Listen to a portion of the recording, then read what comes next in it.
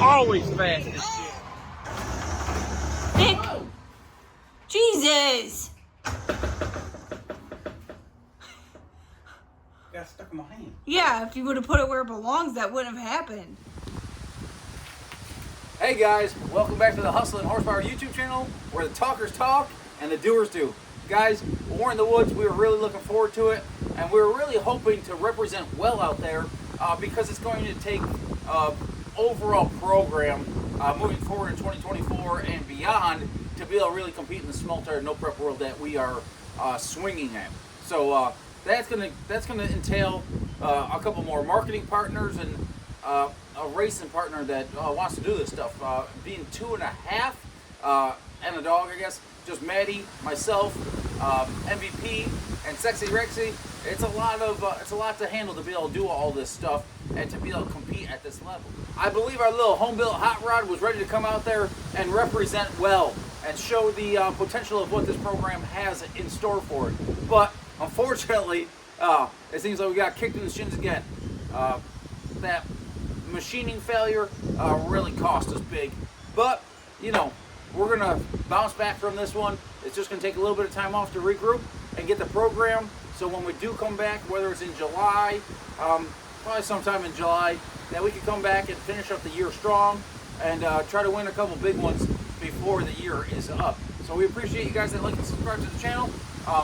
hustleandhorsepower@yahoo.com for the email, YouTube, Facebook. Reach out any way you want. We appreciate all you guys that support this journey for the genuineness of the journey. The goods, the bads, the ups and downs, and everything in between. We're not quitters. We're going to keep on pushing forward, guys. We appreciate it, and we'll see you soon. Well, guys, I hope you say a prayer. Boom. I don't think the block's hurt. I don't think the head's hurt. I think it just floated the head. But we got the Milwaukee light shining up here. Get enough light up in here. I'm really just getting ready to pop the head off right now. We'll see what happens. Well, guys, initial review. Block looks fine. But I'm thinking the sleeve here is sunk in the block. If that's the case, that's kind of like a machining flaw. Yeah, you can tell these pistons are a little bit different. 3 and 4, they're in the hole a little bit, but the sucker was running pretty good. Nothing looks bad here. I think it just, well, first off, the machine shop argued with me, and they're like, oh, it doesn't need a receiver groove. Well, it kicked the head gasket out, but it also looks like it sunk the sleeve in the block a little bit too, so I guess we'll rip this head gasket off. It's glued on there pretty good. I'll catch back with you guys in a minute. Well, guys, I hope you can hear this. Hear that? That means the sleeve's sunk in the block. So that means where the O-ring presses on the sleeve here, when this sinks, the head gasket loosens up. And yeah, that's called a machining flaw. So what does that mean? I don't know exactly. It means we're screwed. More than likely.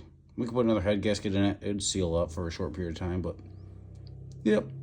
Looks like the sleeve sunk in the block due to some poor machining. Straight Gangster had a chance at it this weekend at War in the Woods, and if that didn't fail, I think we had a pretty good chance at putting this car somewhere. You can see here, the head is perfectly fine. You know, like the plugs, boom, boom. I replaced that plug just before the last pass. You could see all the cadmium's still on the plug. See all that shininess on the plug right there? Perfectly fine. That's the cylinder that let go. Freaking valves and everything look fine. You can't say that for sure, but of course there's going to be some combustion in that chamber compared to all the rest because it lost the head gasket. But oh, that is freaking frustrating. We had a damn hot rod this weekend. Well, guys, here we are with Straight Gangster, our little home-built hot rod, working in the trailer because, you know, we don't have a shop. Race car hippie life. But you can see that the sleeves have sunk in the block, and you can really feel it or hear it here and here.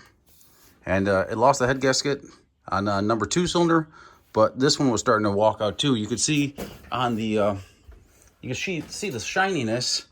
You can see the shininess on the gasket here.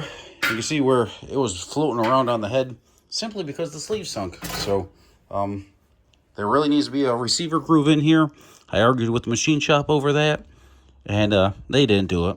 But also, the sleeves either rose up when the block cooled down, and when they decked it, you know, the sleeves weren't bottomed out. On the register down here, there's a lip on the aluminum down here, about a 1/4 inch in approximately, and it holds these sleeves in place. But yeah, when the block cools down, those sleeves can move around a little bit, so you got to use the torque plate to hold the sleeves down before you deck it. So a lot of times you leave the sleeves up a few thousandths so that doesn't happen, because when this sinks, well, you lose a head gasket out of it. And that one was probably not far off, and that one wasn't far off, and that one wasn't far off, and that one wasn't far enough from shooting out the head gaskets either. Hey guys, welcome back to the Hustling Horsepower. This is number 2 for all you guys that said I'd pound the bearings out of this thing, which knocked the head gasket out of it. Oh, that looks pretty all right to me. There's number 3 and 4 that have the wrong piston in it, different pistons, different weight pistons in it. And then there's the rest of them. I still got number 1 to pull out, but yeah, they're all looking in pretty good shape. Yes, 3 and 4 are different pistons. You can see the skirts are a little bit, it's all superficial, but these are the used pistons that I bought because I couldn't get the right piston. So these ones are actually quite a bit lower compression ratio. These are like 9.8 to 1. The rest of the motor is significantly more than that. The pistons, the domes are basically the same. The weight of the piston is basically the same, but you can see the compression height here. You can see the distance from here to the top and here to the top is quite a bit difference. These ones right here are literally like 85 thousandths in the hole, something like that.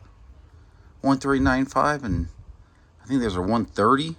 So yeah, that's like 85 thousandths or something like that difference as far as the pin height for the height of the piston. So these ones are like literally 80, 90 thousandths in the hole when they're in the cylinder. But hey, it still ran some pretty good mile an hour, was making some pretty good power. Unfortunately, the sleeves just sunk in the block, but we're going to take it up to ProTech Racing Engines and get the block fixed up and be back at it as quickly as we can. Of course, that's all budget dependent, but we're going to be back at it as soon as we can. Guys, here we are. You can see how nice this deal turns over still. Turned over beautifully with the pistons in it and everything still too. I did wipe down the crank just to give it a good look over before I pull it apart. You can see the camshaft up there and stuff like that. That all looks fine. There is some small marking and stuff like that in the block. That's from when the rod broke after some rainwater got in it, but it's all superficial. There's nothing, no stress risers or nothing in that. That was all deburred and cleaned up. So everything's looking pretty good so far. I guess I'll probably have this in the video as well, but you can see all the rods and pistons and everything look fine. Simply, the sleeves sunk in the block, and when those sleeves sink, 4 or 5 thousandths in the block, that is 4 or 5 thousandths worth of pressure that is no longer on the head gasket holding it in place. So it just let go, and some people on the internet said, "Hey, you're detonating the hell out of it, knocking it out." Well, quite frankly, this one right here was number 2. The head gasket that let go at number 2. That bearing wouldn't look like that if it was detonating to all hell, and the piston, the wouldn't look good either. Number 2's out of it, but you can see here. I don't know if you can see it or not, but that was number 4. That one had a brand new plug in it.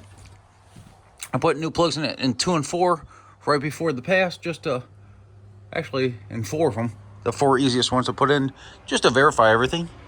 And yeah, everything was looking good, but it happens. So we'll get it back together when we can, get it up to ProTech Racing, and I'm confident that he'll do us pretty right. Well guys, we got Straight Gangster sitting up there on the lift, and I'm walking you through a couple of things, guys. This is the crank trigger setup that I modified It is a Holley magnetic sensor for the 12 magnet wheel. But you can see here, you can see the scribe marks that I put in here. After I index the crank trigger, I go through and I put a scribe mark. What I'm walking through here, yes, the spindle speed was a little bit low. It was an older mill that I was using to make this up on. The older mill, the spindle speed isn't like variable spindle speed where you could just crank it up and crank it down. So spindle speed was a little bit low, so the milling doesn't look all that great, but it is true and flat and everything else and so on and so forth. But I had to extend the slot here on that deal simply because, actually I had to extend the whole deal, but this magnet wheel here is wonderful. We're using it as a 12-1 wheel, so there's going to be a magnet here missing somewhere. There's top to center, so it's going to be 2 off from that. So it'll be right there. You can see the missing magnet here. But the reason why I had to do that is you can see this only has 6 bolts. Ideally, in my opinion, it would have 12 bolts in it. Because with 6 bolts, you only have a 60-degree reference angle for the magnets and stuff like that.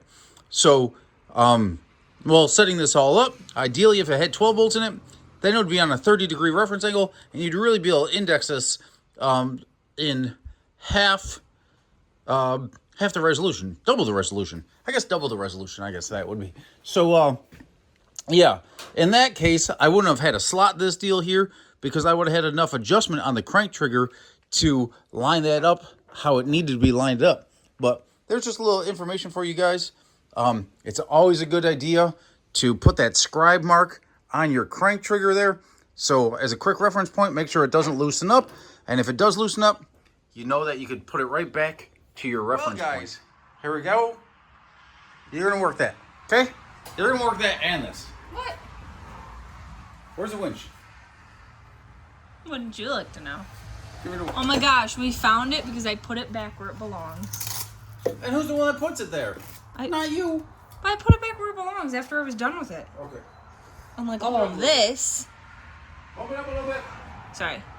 Up. A little more. A little more. A little more. One more. One more. One more. One more. One more. One more. One more. I think it's pulling on the winch cable a lot. I think you're fine. More? Yep.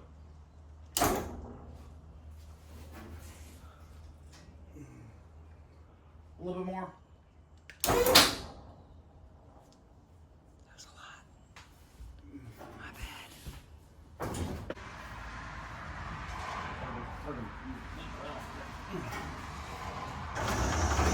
Nick! Oh. Jesus! Got stuck in my hand. Yeah, if you would have put it where it belongs, that wouldn't have happened. I got nervous it was rolling out because I just heard it moving. I need my tools here, bro. I didn't know you were a plumber too. What? I didn't know you were a plumber too. What you mean? You no belt pants What's going on having. with my stomach pressures? I can't have pressure on my stomach. Don't be making fun of me. Your butt crack's hanging out, that's all. That's just stating fact. I got a cute butt. That's questionable depending on who you Lift it up a little bit. More. More. More. More. All right, go on. Lift it up.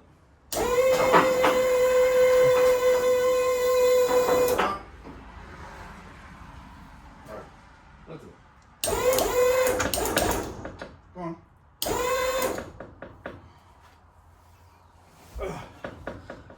I'm out. She's out, I'm out. It's not up. Lift it up. It is out. No! Lift it up. Stop.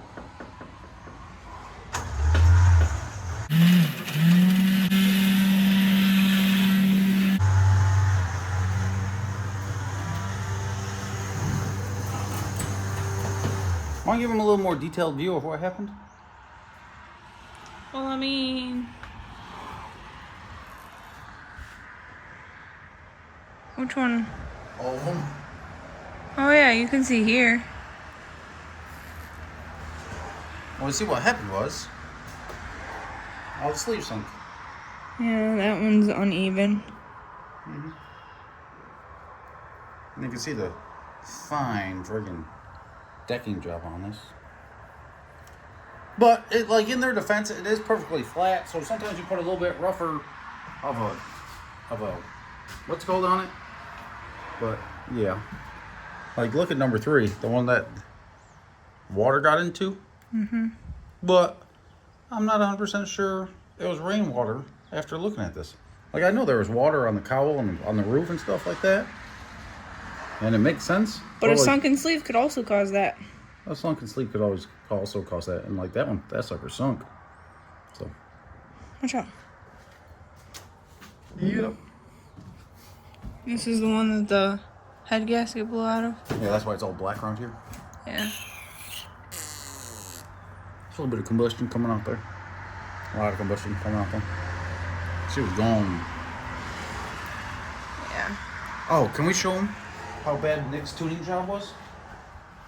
Because Nick just put so much friggin' timing in this thing, trying to go fast, that he just blew the damn thing up in smithereens. Yep. That's why those bearings look like that, right? See them? All beat to hell. Squished out sideways. 5 thousandths wider than they were from the factory. From stock. And that's an ugly piston.